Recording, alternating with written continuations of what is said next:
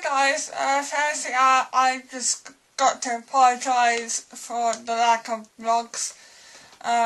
It's just that my sister is back from Slovakia and my mum is around a lot these days, so I don't really have the space to be able to do my videos because, you know, I like to do it when I'm on my own, if you understand. This may seem a bit random and a bit out of the blue, but I finally got to see How to Trade Around 2 on Saturday, and I just had to share my thoughts on it because you guys know how much I love the franchise, you know. Yeah, I did like it. I did like the film. I'm not saying it was bad or anything. It wasn't like The Room. It was excellently made. The animation was brilliant. So much better than it was in the first film. And the score was brilliant, as it always is. But I just couldn't follow the story. It was just very, very hard to follow and to process. And even now, I still don't know what went on.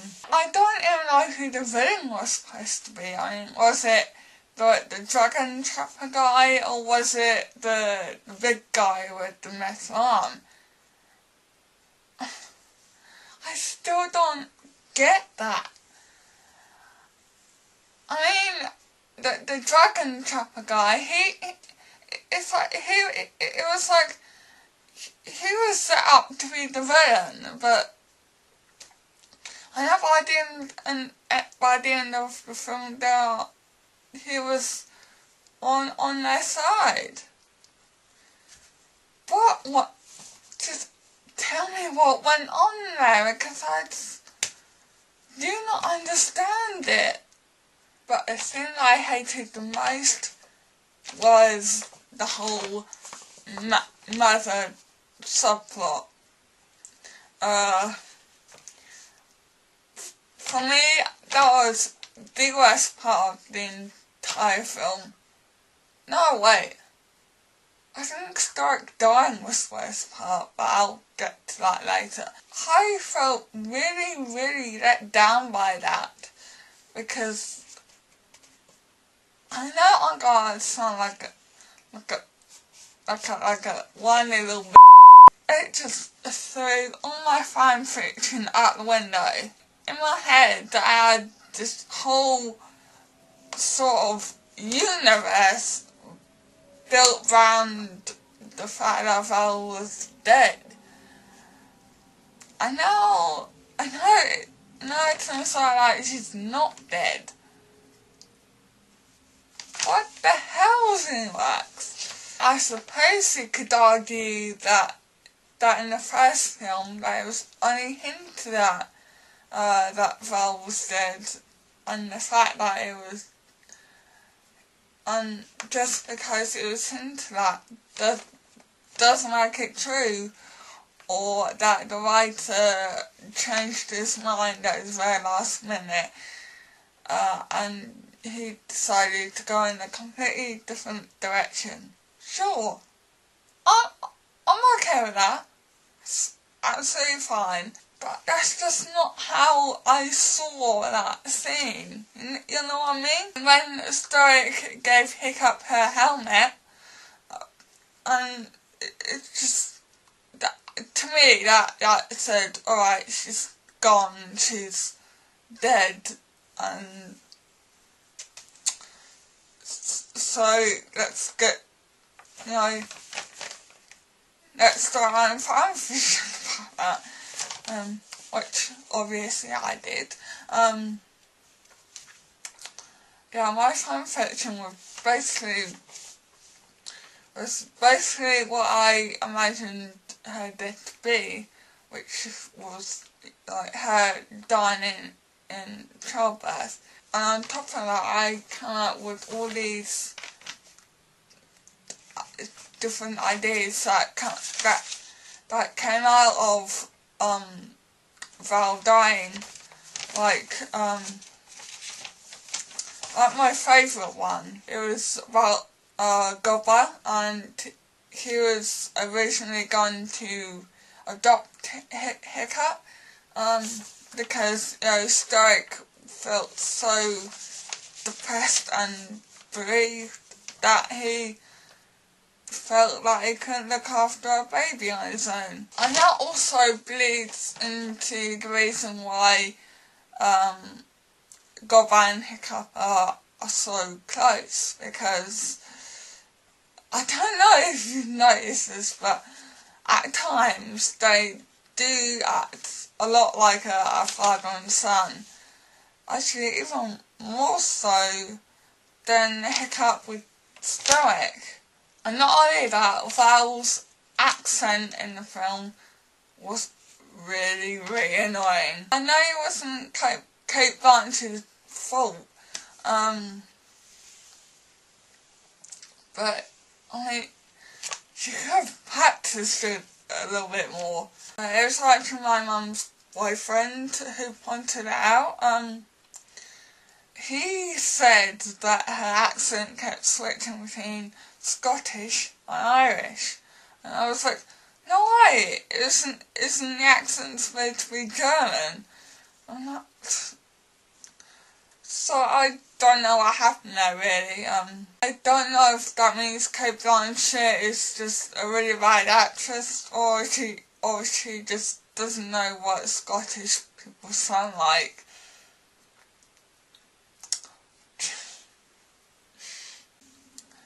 Let's talk about a pretty huge spoiler in the film, but the thing is, I didn't mention it, so it doesn't matter anyway. Stoic's death. Yes, Stoic's death. And how was that necessary? And yeah, he was one of my favourite characters. He was my second favourite character. But why did I have to kill him off? It wasn't necessary for him to be killed off. I wasn't ready for him to be killed off, and I wasn't prepared for it. The Stoic dying was so needlessly cruel, because it was so horrible to watch. Throughout that scene, I was sort of praying that it was going to be a fake out.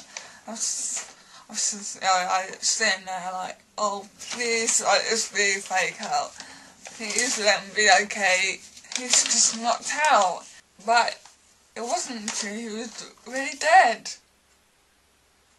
And when it became obvious that he was dead, it was like, I just wanted to walk out. Because to me then, the rest of the film just, didn't seem worth it anymore. Because,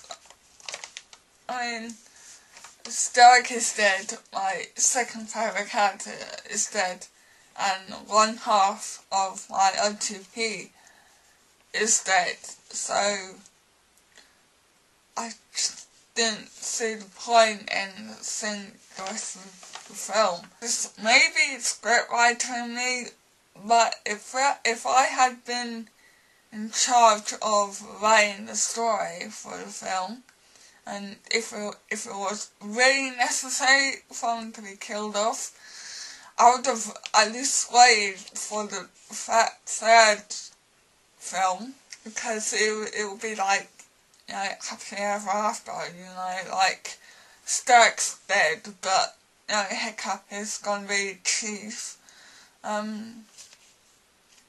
So everything's gone full circle, and then, in the franchise, it's not just about Stoic dying, it's about Hiccup being chief.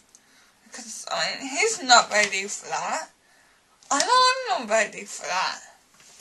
It's really pissing me off because every character I get attached to or get fond of, they either die or they leave. I thought Stoic would be a safe choice, but obviously not. Stoic's not safe.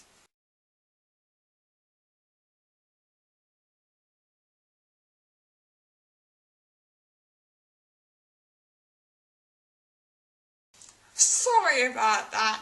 Last but not least, let's talk about the very reason why I wanted to see this film in the first place. Apart from the obvious reasons, you guys probably already know what it is, but if you don't, it's the gay thing. I have been obsessed with this idea ever since I became a fan of How to Train Your Dragon. Now, from the third or fourth viewing, I've just always known that Gobber was gay, and this has just confirmed what I already knew, really. I mean, my gaydar goes absolutely crazy on Gobber. I mean, I don't know, there's something about him just screams gay. I admit though, I was hoping for something more than just that and some other reason. I mean, I knew there wasn't going to be like a long discussion about it.